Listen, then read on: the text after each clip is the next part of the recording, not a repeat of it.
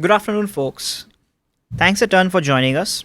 I hope you all are having a knowledge packed day, soaking in the amazing technical talks that match your interests. In this session, we are going to explore something quite practical: how you can make your traditional CI/CD pipelines run seamlessly through your project management tool. Think of it as getting your delivery engine and your planning tool to finally speak the same language. But before we dive into the details, let's quickly introduce ourselves. Firstly, I am Ankur Singh, working as a senior site reliability engineer at Red Hat with over 6 years of experiences. My expertise lies in software development, platform engineering, and SRE practices. And I am Shaheen. I bring 7 years of experience in setting up like CICD pipelines, cloud infrastructure monitoring over various organizations. And currently, I'm working as site reliability engineer at Red Hat. Together, we are a part of a team that manages a distributed, fully managed OpenShift offering on Microsoft Azure known as Azure Red Hat OpenShift. That's enough about us. Let's take you on a quick tour on what's lined up in this session. Since we have a mix of professionals and beginners in the audience, we'll begin with a quick background of the CI/CD process, how the process typically looks across organizations, and why common way of doing it isn't always the most efficient. Next, we'll dive into the improvisations we have made that helped us scale the process many times over, making it faster, smoother, and almost hassle free. To keep it real, we have prepared a demo to show the key implementations in action. And finally, we'll wrap up with some key takeaways and open the floor for your questions, whether about the implementations on how you can adopt similar practices in your own stack. So, with the roadmap in mind, let's kick off things by setting the stage with the basics of the process itself. Yeah. So to help you understand the improvisation, we made to put our releases on autopilot. We'll first step back and look at how CI/CD process traditionally works. And trust me, what we had is exactly what most companies commonly implements today. We also walk through the challenges it surfaces. Now, in simple terms, CI/CD is in the software world is much like manufacturing unit. Like you build, test, and deliver a product which reach to the customer. Only here, our product happens to be the software. So, as the name suggests, CI/CD is continuous process, one that keeps software development and delivery in motion. Here how it works. Developer will write the new code and pushes it to shared repository. Then the code is built much like a raw material being shipped into packaged product. The build is then stored, then rigorously tested and reviewed for the quality. Once approved, the package is then released onto the servers for customer use. And the cycle continues with every new feature, enhancement, or bug fix. In short, CI/CD actually standardized this never-ending cycle into a structured process, ensuring reliable and predictable delivery of software. Now that we have seen the resemblance with the manufacturing unit, let's switch the gears and explore the same workflow with technical jargons organizations are familiar with.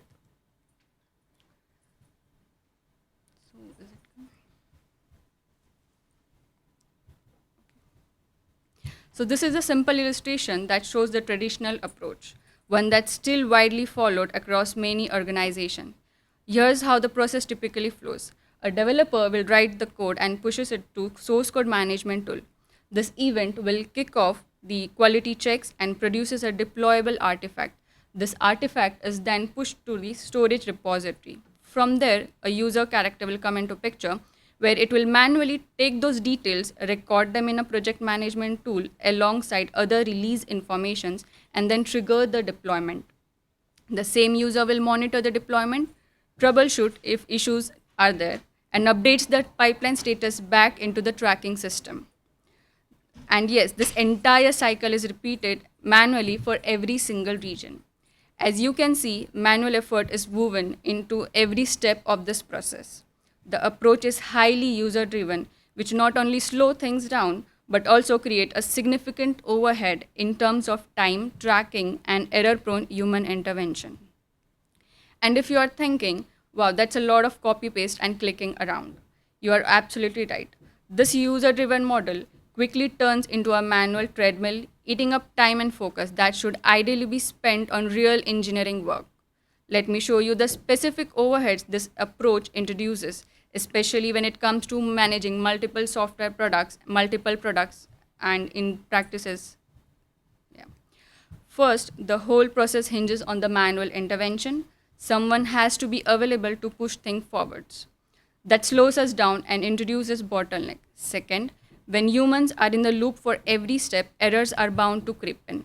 Whether it's triggering the wrong pipeline, missing a step, losing track of details across Jira, GitLab, and other tools. The context switching across the systems only adds to the pain. Finally, now for the new team members, onboarding into such a complex, tool heavy process is overwhelming. And even for seasoned engineers, keeping it running smoothly over the time period becomes harder as the stack grows and the number of tools increases.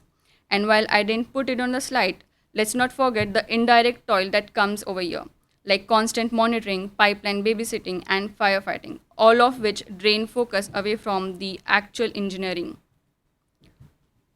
What we had was a system adding more stress than support. Instead of driving efficiency, it was slowing people down as we were majorly chasing manual tasks.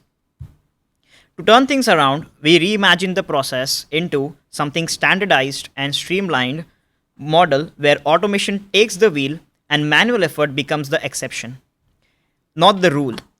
But before I walk you through this new flow actually works, let's quickly align on a few terminologies that we were that just so we were speaking the same language. These are the building blocks of a CI/CD story. Things like pipelines, runners, artifacts, and environments. I'll keep it brief, but having this in mind will make the workflow much easier to follow. So the first one is CI, wherein we do the code checks, build the service, test the artifact, and upload the build on our storage repository. The second is CD, in which artifact deployment and service restarts are included, so the service is now available for the customers to use.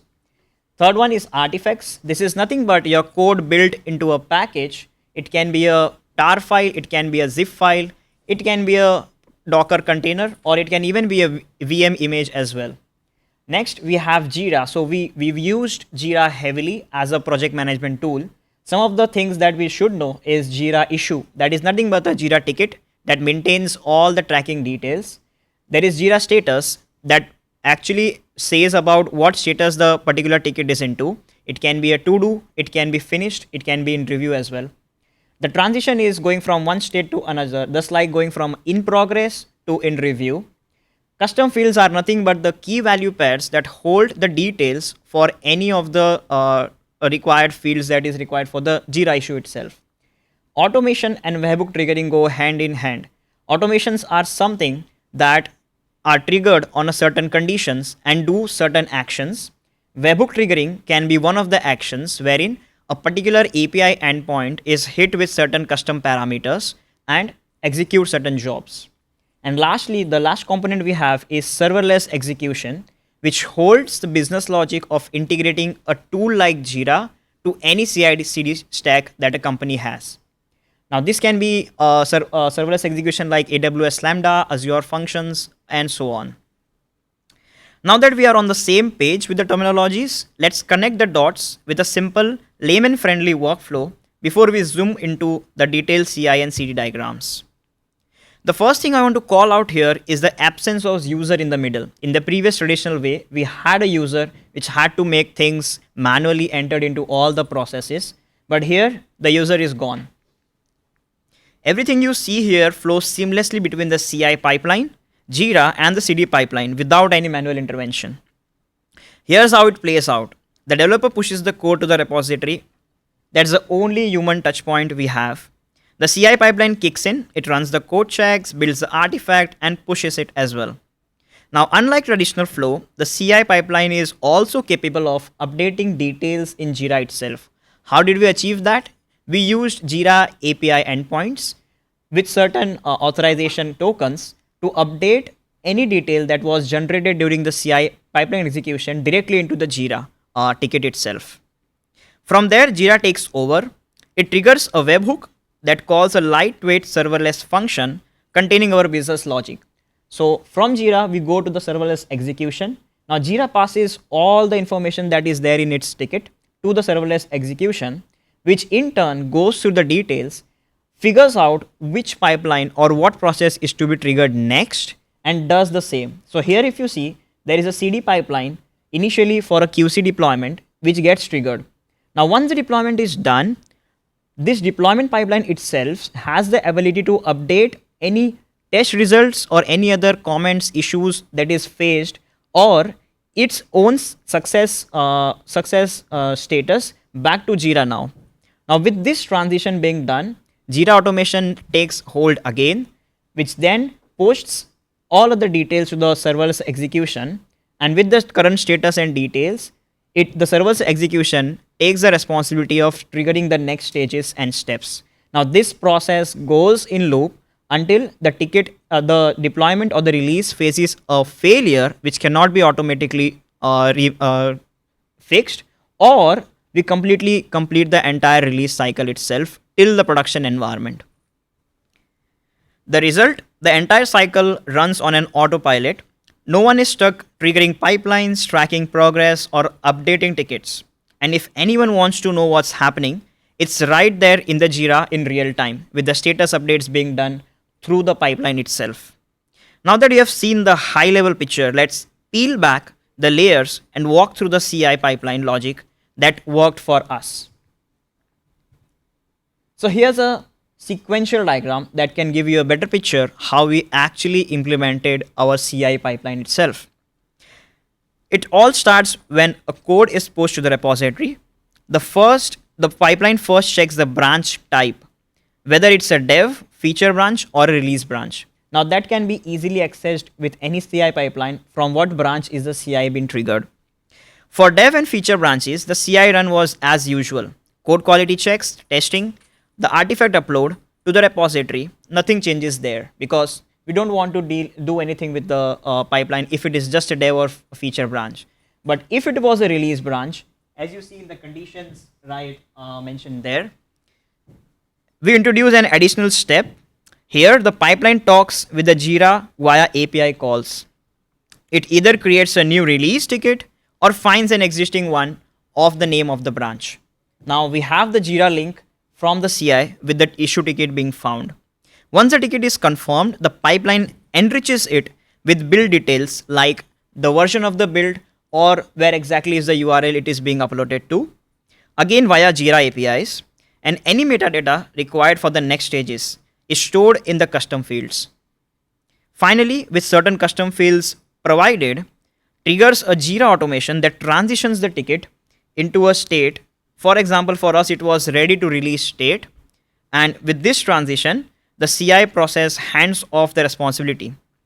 From this state onward, we had to design a flow where the CD could progress automatically, driving deployments across regions and environments without sacrificing the efficiency or the reliability. Let's see how we achieve that.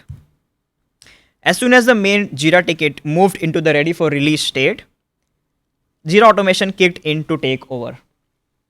The ticket was transitioned into releasing to environment 1. Now environment is a hypothetical name. It can be environments based on the organizations. For us, it was QC. For some other, it could be a staging environment or a canary environment. The ticket was transitioned to this particular states, and to keep things clean, a dedicated release subtask was created under the main ticket. So this was our process. Now this subtask carried all the required details from the parent ticket, acting as the driver for that environment's release. Now, the moment a release subtask was created, another automation was triggered. It checked whether all required fields were filled, respected conditions like bake times or scheduled windows are met, and if valid, it fired a webhook.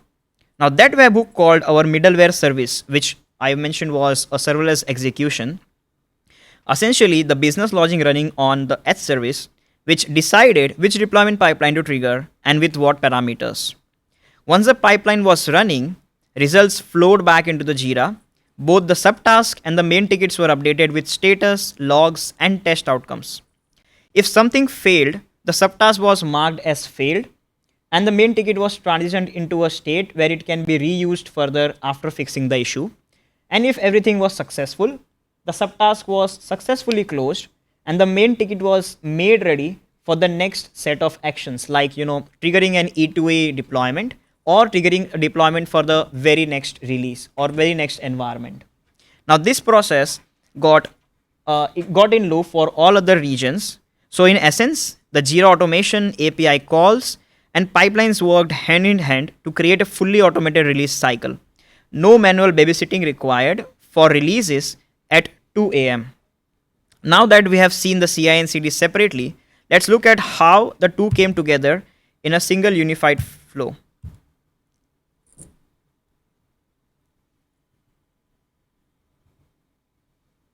So here's the complete picture of our CI/CD flow. If you notice, the only arrow that starts from the user is the developer pushing the code. From that point onward, the cycle is automated completely. However, you will see there are multiple arrows coming back to the user from different characters of the entire process. Now these arrows are notifications that are configured by the Jira admin to notify the user based on any of the situations that they want the user to take look into, like deployment success, or when things fail eventually for the user to look into that, or if the entire release is completely done. So a notification should be sent out to the user saying that we have completed the release for this product, for this build, on this environment, and this is to be closed eventually. You might also see several, meanwhile the entire process release journey is transparently tracked inside Jira itself. Anyone wanting to know where the release stands, whether it's building, deploying, testing, or rolling into production, simply checks the ticket itself. So in the end, there's no day-to-day babysitting of the CI/CD stack. Users step in only if something goes wrong that automation can't resolve. And with that, instead of just telling you more, let us show you how this is in action with a short demo. Okay. So objective of this demo is to show how CI/CD stages can integrate seamlessly with custom Jira automation with the basic sample. We have chosen GitLab CI because it serves as both a CI/CD tool and a webhook receiver capable of running the business logic to coordinate with Jira. How it works. A sequence of event triggers and actions drive this process and will be governed by the logic defined in both Jira automations and the CI/CD pipelines.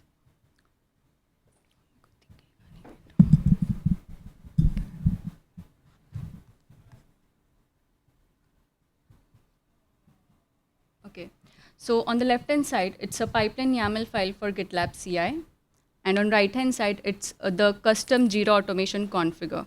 For any Jira automations, there are two phases. First is like events and the triggers, and the second phase is the action that needs to be performed on those events. So these are the pipeline runs in the GitLab CI, and this is a sample Jira ticket that we have considered for our demo. We will be considering two scenarios. Let's first start with the failure tested scenario. Here, if you see, when the issue is transitioned from to do to in progress, there will be a web request made to the GitLab CI. It will have certain custom parameter as well. For whenever this automation is executed, there will be a record in the audit log. So let's do the changes on the Jira side. So when we do the transition from to do to in progress, that particular automation should initiate and get executed, and it should make a record in the audit log. Once there is a record in the audit log, we should see the web request is made to the GitLab CI. So here, a new CI pipeline should begin executing with 3 stages: build, test, and deploy. Have a look on the job name of test, that is unit failed test job, and it was deliberately executed because of the custom parameter that has been passed in the web request. So let's have a logic look in the GitLab YAML file. So the build job is very simple. It will wait for a few seconds, and this is the Jira issue is the custom parameter that has been also sent in the web request from the Jira automations. It will be followed by the failed test job, and here its job is to add the label test fail in the Jira side. And as I mentioned earlier, it's it executed this particular test job because of the run variable that has been passed in the web request. So on the pipeline side, after the build job is executed, the next job will be the unit failed test job. So it's still executing. I'll just go ahead. Yeah. So once it is executed, there will be some changes on the Jira side. So if you have a look, there is a new label added, that is a test fail in the value of the label section. And if you have a close look on the state, it has changed in progress to refinement. How that has happened? It is because of another automation that has been configured. Here, if you see, in this automation, it states that if there is any changes in the label section, and if the value contain test fail, then do the transition of the issue to the refinement. So that has been reflected on the Jira side as well. And the same, whenever this automations get triggered, there will be an entry in the audit log which has been successfully added over there. Yeah. So this was the actual failure scenario. Here the pipeline, the final status of the pipeline should be in the failure stage because the test stage has been failed. Yeah, so this is the final status of the pipeline. So this actually covers our final failure scenario. Let's have a look on the successful scenario. So let's assume that you have sorted the issue in the test stage and we are good to go for the deployment. So here we will encounter with the next automation which states that if we do the transition of the issue from refinement to in progress, it will again make a new web request to the GitLab CI with the custom parameters. Also, it will have the audit log recorded as well. Yeah, so let's do the transitioning from refinement to in progress.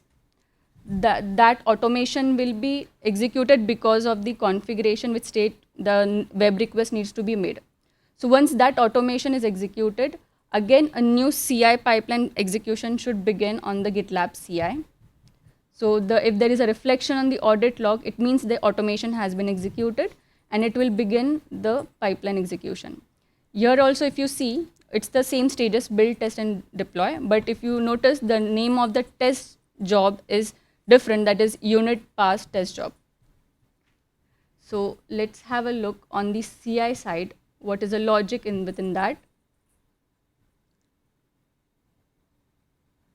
Yeah, here if you see, the build job is same as it is.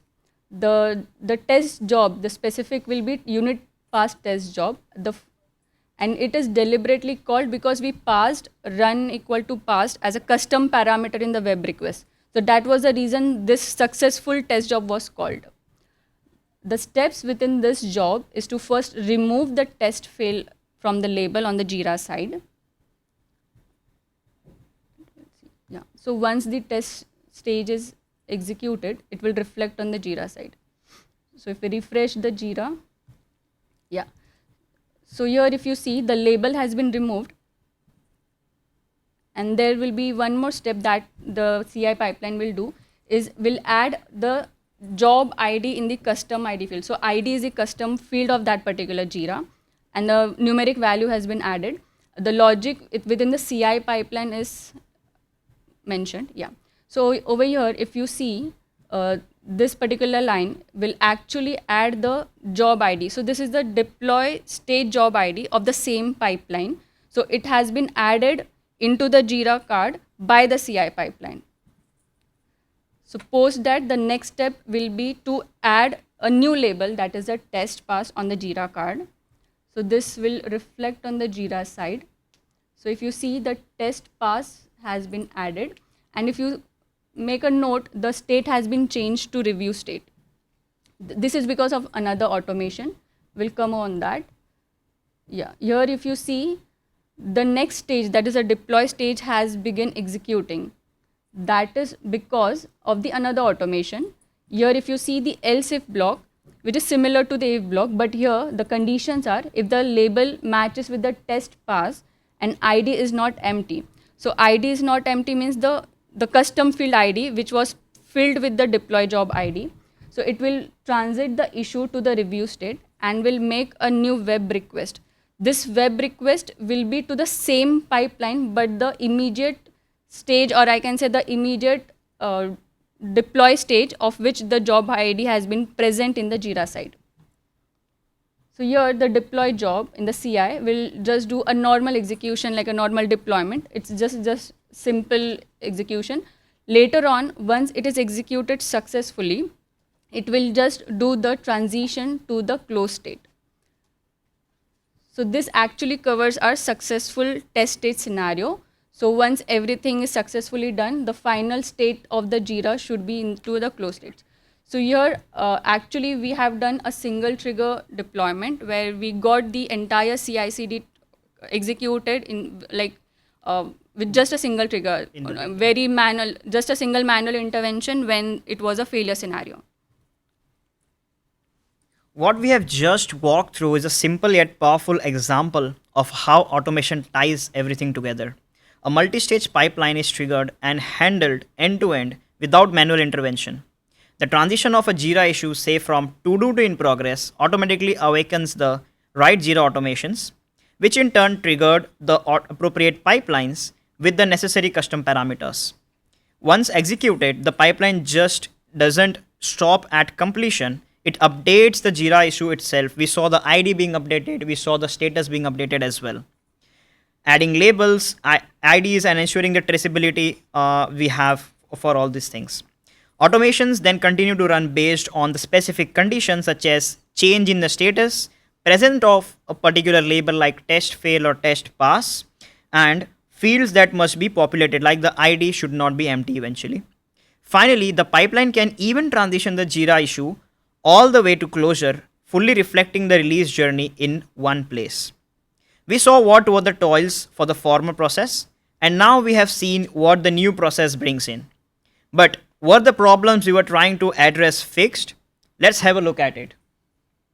So these were the toils that we saw in the beginning of our session, and with the benefits that we got from the newer approach, here's what the difference really shows. Instead of being stuck in a user-driven cycle, automation now carries the process end-to-end. Engineers are freed from the repetitive work and bottlenecks. Rather than the context switching between multiple tools and risking errors, Jira acts as a single source of truth. Every detail is tracked automatically, keeping the execution reliable. And where onboarding used to feel like a wrestling with a giant tech stack, the streamlined model makes it simple and scalable. New members can step in quickly and the process sustains itself over time. And the key takeaway is, with a thoughtful one-time investment in configuring each process and step, we created a system that essentially runs itself, moving from initiation to successful closure with minimal human effort and maximum reliability. So in short, what was once toil is now trust, a system that runs itself reliably and at scale. So we are done with the entire session. Here are some resources that would be required for you to walk through Jira automation first. Next we have is GitLab CI, which is the CI/CD stack we use. But just to make sure that it's not that we have to have a specific tech stack behind the Jira, you can integrate it with any CI/CD stack whatsoever. So for the Kubernetes deployment, you can integrate it with Argo CD. For anything, whatever you want. Any updation that is done in the Jira side is just hitting APIs with proper authentication requirements. So yes, Jira APIs are the thing that you should know about if you're working with Jira as a project management tool. And lastly, there is a link for serverless execution. What exactly does that mean? And what are the options in the market for serverless execution? We use GitLab CI. It offers out-of-the-box webhook receiver. You can use that, so you won't need a serverless execution. But if you have enough budget, you can use a serverless execution from the cloud environments. I think thank you so much for your time and attention, and I hope this session gave you some practical insights you can take back to your own CI/CD processes. We'd love to hear your thoughts, questions, or even challenges you have faced in similar setups. Let's open the floor for discussion. Also, if you'd like to dive deeper, explore our work, or just continue the conversation, here are our details. Feel free to connect with us anytime. Thank you.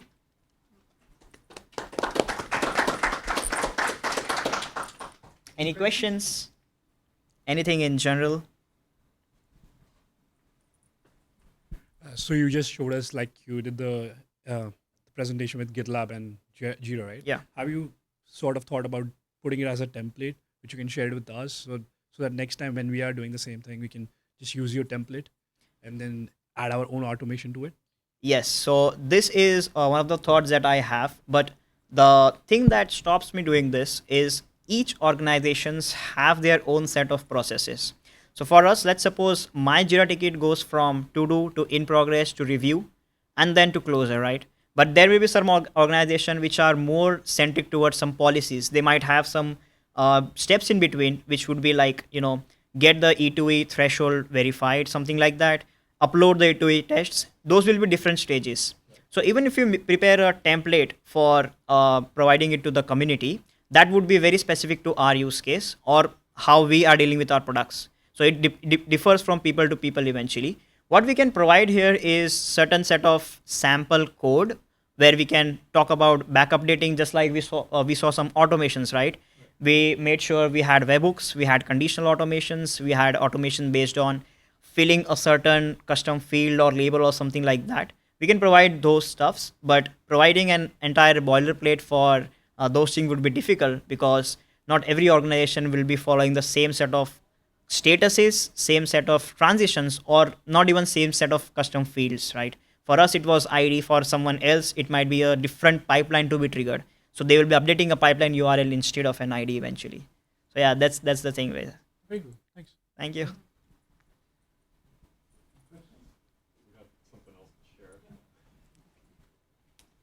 Yeah, so not really a question, but for my team, we use a lot of Jira automations, particularly around like vulnerability, like software vulnerabilities. I don't think we're doing anything specifically with like CI, but we have definitely encountered the issue with every single project has their own custom fields. Correct. And depending on how your automation works, a lot of times we've just run into issues with like the Jira API, errors complaining, oh, this field doesn't exist, this one exists in this other Right. project.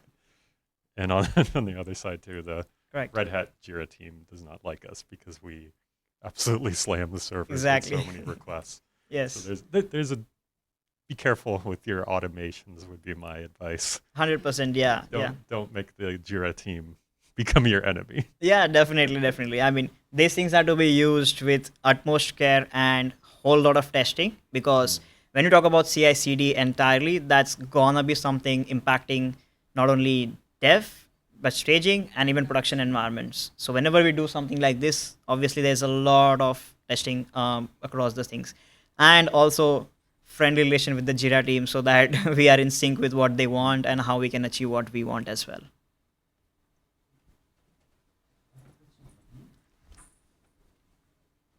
Since you were talking about Jira and you were talking about the testing also, so can you spread some light on, like, have you thought about Jira X-rays, because that is what the test automation works on also, right? So have you ever thought of integrating that into the test cases? Yeah, I think that totally depends on what type of service you're working with, and eventually if that particular product would be beneficial for your particular service or not. For us, majorly all the test cases that we encounter or we do is our E2E tests are all provided through CI pipelines eventually. Okay. So what we do rather is use Jira as a single source of updating statuses and details eventually, rather than using specific tools of Jira itself to test our own products, right? So, yeah. I have a follow-up question. Okay. So not related to the previous Uh-huh. one. So you just mentioned that you send us alerts. So is Yes. it through emails or through Slack alerts, or what? What kind of alerts? Yes. So automations have all sort of channels that you can use. Emails is one of it. Slack is another as well. So it depends on how your team wants the alerts to be. So Slack, having Slack alerts would be something some team might prefer because they are more active on Slack. Some teams prefer email alerts because they are more active on emails eventually. And with that as well, you can decide on what things do you want to be alerted about and what not. And based on those things as well, you can configure your own channels. Yes. So automation supports all sort of channels required there. So the links that I provided in the resources would be something that might give you an idea about what are the things we have in automation altogether. Thank you. Time for one last question.